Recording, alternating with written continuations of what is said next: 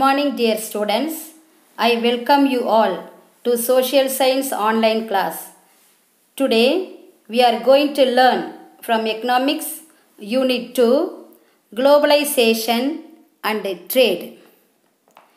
Nowadays, politicians, economists and businessmen much talked about liberalization, privatization and globalization. What is globalization?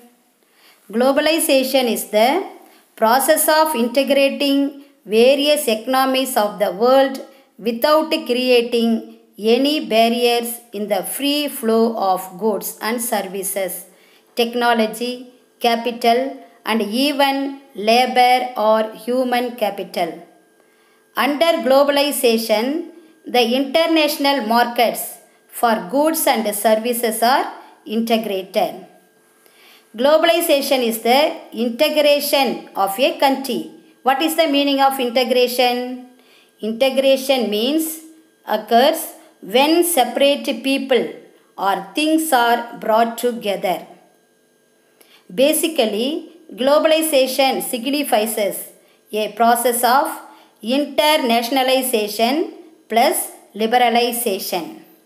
Okay. What is trade, children? Trade means buying or selling of goods or services between people or countries. Okay. Now we will see history of globalization. The term of globalization was introduced or invented by Professor Theodore Levitt. The historical background of globalization can be discussed on 3 stages. What are the 3 stages? Stage 1, archaic globalization. Archaic means very old, very archaic globalization. Stage 2, proto-globalization. Stage 3, modern globalization. First we will see archaic globalization. Andre Gunder Frank argued that a form of globalization has been in existence since the rise of trade links between Sumer and Indus Valley civilization in the 3rd millennium BC. What is Sumer? Sumer was an ancient civilization founded in the Mesopotamia region of the Fertile Crescent, situated between the Tigris and Euphrates rivers. An early form of globalized economics and culture known as archaic globalization existed during the Hellenistic age. An early form of globalization in the trade link between the Roman Empire, Parthian Empire and the Han dynasty made the commercial links between these powers inspired the development of the Silk Road. Dear children, look at the world map. The red color specifies land route and blue color specifies sea route. What is silk, children? Silk is a natural protein fiber, some forms of which can be woven into textiles. What is Silk Route? The Silk Route was a series of ancient trade networks that connected China and the Far East with countries in Europe and the Middle East. The route included a group of trading posts and markets that were used to help in the storage, transport and exchange of goods. It was also known as the Silk Road. Okay. What is a spice? A spice is a seed, fruit, root, bark or other plant substance primarily used for flavoring or coloring food. What is spice route? The spice trade refers to the trade between historical civilization in Asia, Northeast Africa and Europe. Mention some spices, children. Okay. The spices such as cinnamon. What is cinnamon? A spice obtained from the inner bark of several trees called cinnamon. அதாவது லவங்கப்பட்டைன்னு சொல்லுவாங்க. Okay. Next one, cardamom. What is cardamom? It is a spice made from the seeds of several plants. ஏலக்காய். Then ginger, pepper and turmeric were known and used in antiquity for commerce in the Eastern world. Next we will see proto-globalization. Proto-globalization was characterized by the rise of maritime European empires in the 16th and 17th centuries. First the Portuguese and Spanish empires and Dutch and British empires. In the 17th century, globalization became private business phenomenon like British East India Company, founded in the year 1600, described as the first multinational company, and the first Dutch East India Company, found in 1602, were established.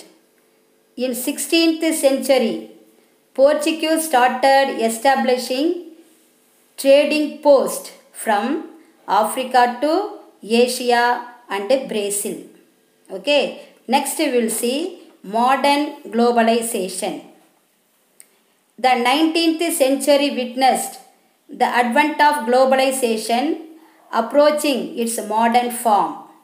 Between the globalization in the 19th and in 20th century, there are significant differences. There are two main points. One is the global trade in its centuries as well as the capital, investment and the economy, and another one is the global trade in the 20th century shows a higher share of trade in merchant production, a growth of the trade in services, and the rise of production and trade by multinational firms. Now we will see trade and traders in South India, historical perspective. Southern India trade guilds. Trade guilds என்றது வர்த்தக குழு. These trade guilds were formed by merchants in order to organize and expand their trading activities. What is the meaning of merchants, children? Merchants means a person whose job is to buy or sell goods, usually of one particular type in large amounts, is called merchants. Trade guilds become channels through which Indian culture was exported to other lands. What is the meaning of exported? Export means to send goods to another country, usually for sale. To other lands. To other lands means to other countries. South India trade was dominated by the Cholas and it replaced the Pallavas. Now we will see early traders. In the year 1053 AD, the Kalinga traders, that is modern Orissa, brought red-colored stone decorative objects for trade, and also they brought cotton textile to Southeast Asia at an early date. Next we will see European traders in South India. This was due to the trading activities of the various European companies which came to India during this period. The discovery of a new sea route from Europe to India, Vasco da Gama had far-reaching repercussion on the civilized world. India's coastal and maritime trade was monopolized by the Europeans. Now we will see the Portuguese. The Portuguese, under the leadership of Vasco da Gama, landed at Calicut on the 17th May 1498. Profits of goods brought by Vasco da Gama to Portugal were 60 times cost of the entire expedition to India. What is the meaning of cost, children? Cost means the money have to pay for something. Okay. Second trip of Vasco da Gama in 1502 led to the establishment of trading station at Calicut, Cochin and Kannanur. Cochin was the early capital of the Portuguese in India. Now we will see the Dutch in South India. Dutch undertook several voyages from 1596 and formed the Dutch East India Company. In 1605, Admiral van der Hagen established Dutch factory at Masulipattnam and Nisamapatnam, Devanadapattinam. In 1610, upon negotiating with the king of Chandragiri, found another factory at Pulicat. Other commodities exported by the Dutch were indigo. What is the meaning of indigo, children? Indigo means very dark blue color. And saltpeter and Bengal raw silk. What is saltpeter? Saltpeter means common name for potassium nitrate. Pulicat was the headquarters of the Dutch in India. Nagapatnam on the Tangier coast acquired from the Portuguese in 1659. The Danes. The Danes formed an East India Company and arrived in India in 1616. The Danish settlements were established at Changubar. It is in Tamil Nadu. In 1620, which was the headquarters of Danes in India, they failed to strengthen themselves in India and in 1845 were forced to sell all their India settlements to the British. The French. The first French factory in India was established in the year 1668 by obtaining permission from the Sultan of Golconda. In 1693, the Dutch captured Pondicherry but was handed back to the French. In 1701, Pondicherry was the headquarters of the French. Now we will see globalization in India. In India, the period after 1980 and 81 was marked by severe balance of payment difficulties, mainly due to hike in oil price. Hike, H-I-K-E. Hike means increase the cost or a amount in oil price, and Gulf War in 1990 and 91 and hostilities in West Asia. When the new government took over in June 1991, India had unprecedented balance of payment crisis. Unprecedented means never having happened. Okay. Then with the downgrading of India's credit rating by some international agencies, there was heavy flight of capital out of India. Since India lost its credit worthiness in the international market. So what happened in India, children? The government mortgaged 40 tons of gold to the Bank of England. இப்போ நமது நாடு 40 ton தங்கத்தை அடமானம் வைத்தது. எங்கே வைத்ததுன்னா இங்கிலாந்து பேங்க்கில். Under these circumstances, the government for 1991 and 92 presented its budget in July 1991 with a series of policy changes which underline globalization, liberalization and privatization.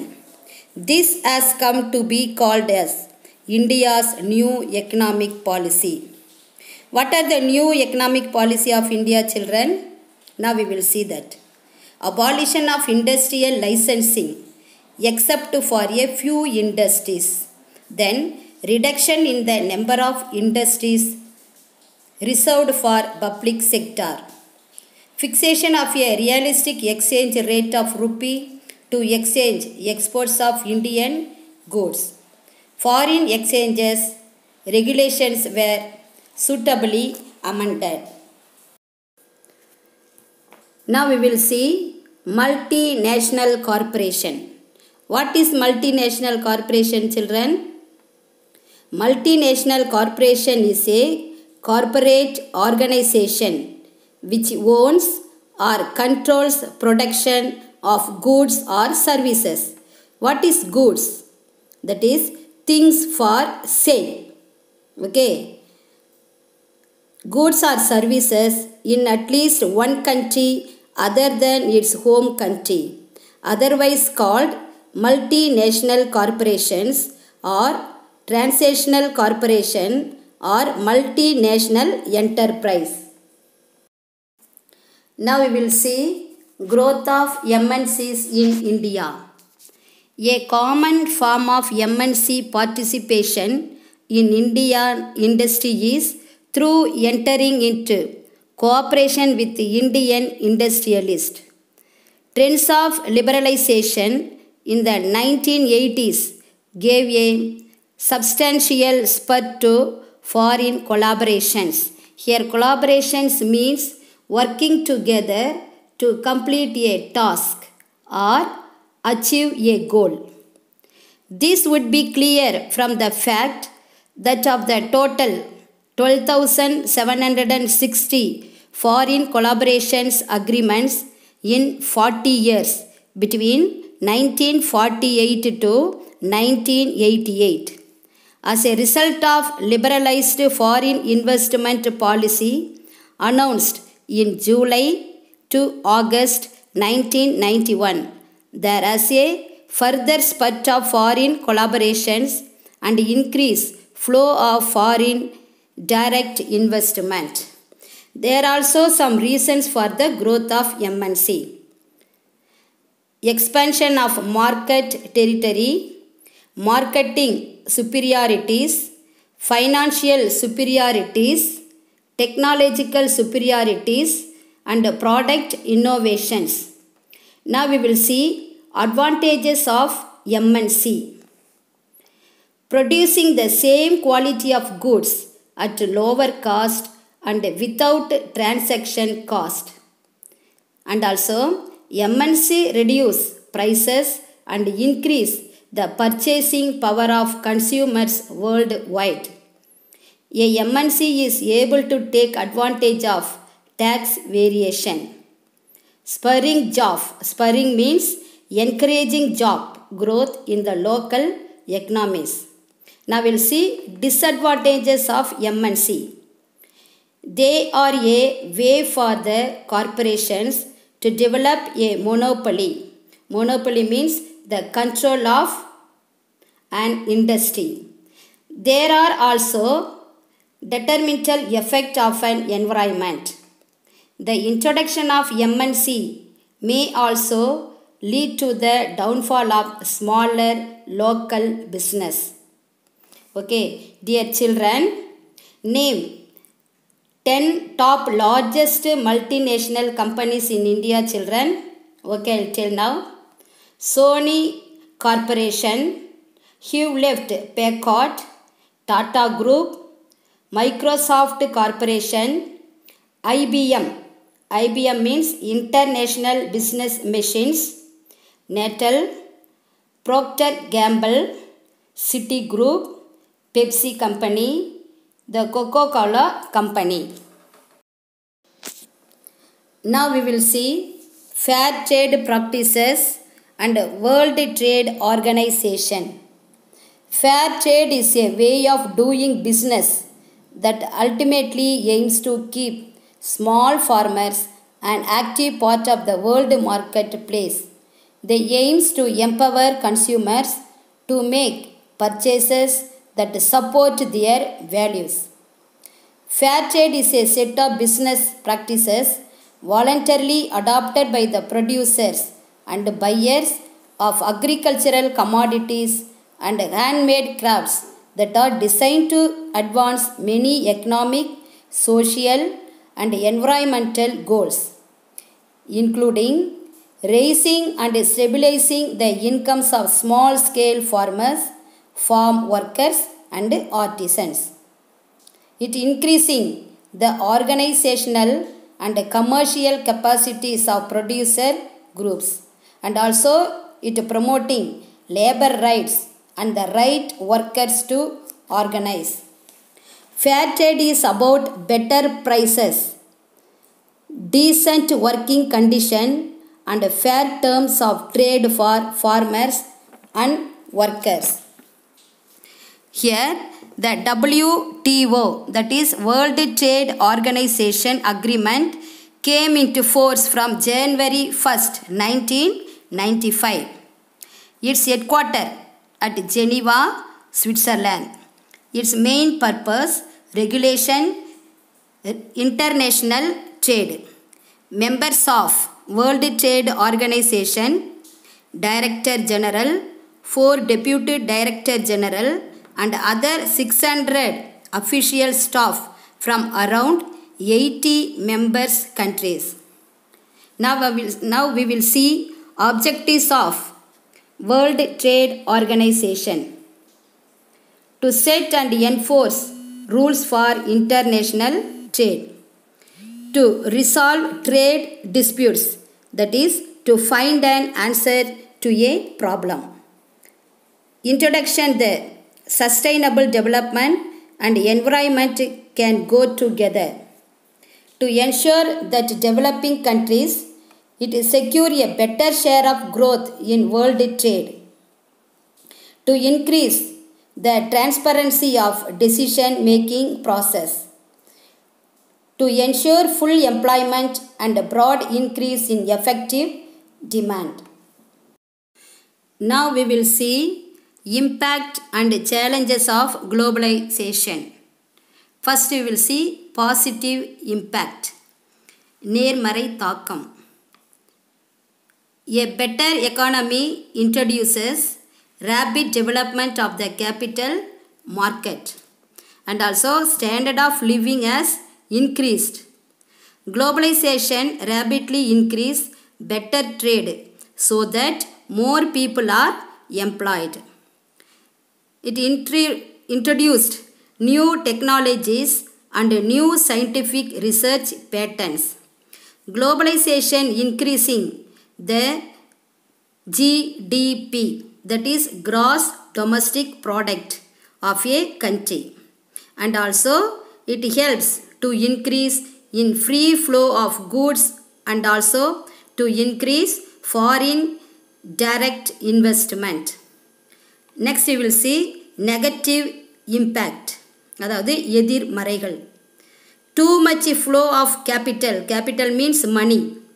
Too much flow of capital amongst countries introduces unfair and immoral distributors of income.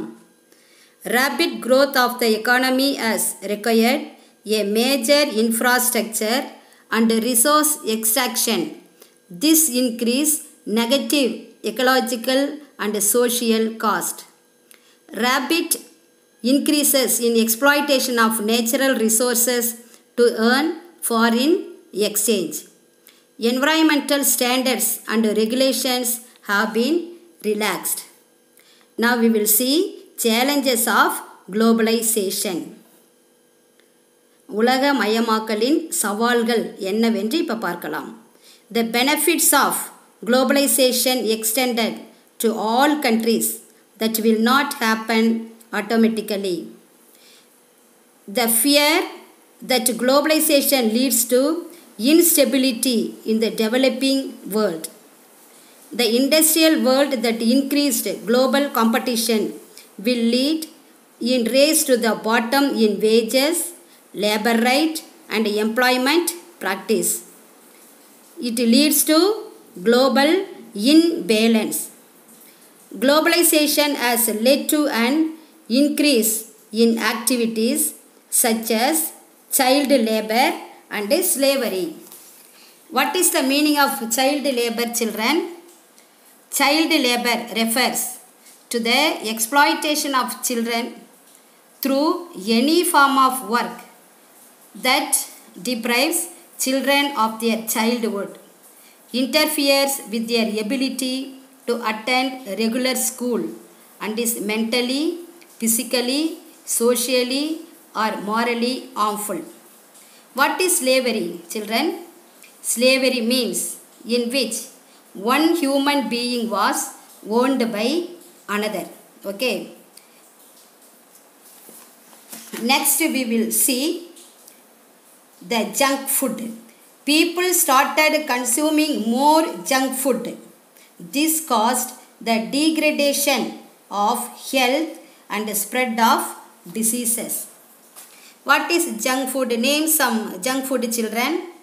Candy, sweet desserts, not a dessert. Here dessert means dry region. Okay.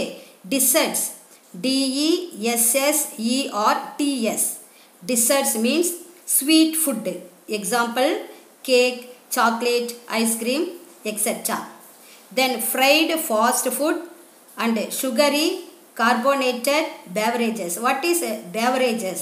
That is drinks, tea, coffee, milk, etc. And also hamburgers and pizza. Okay. Here hamburgers are often eaten in a bread roll. What are the harmful effects of junk food, children? Now I tell. It can cause memory and learning problems, and also it increases the risk of dementia. Here dementia means mental problem caused by brain disease. It can cause chemical changes that can lead to depression. It makes you impatient and can cause uncontrollable cravings. What is cravings? Cravings means a strong desire for something.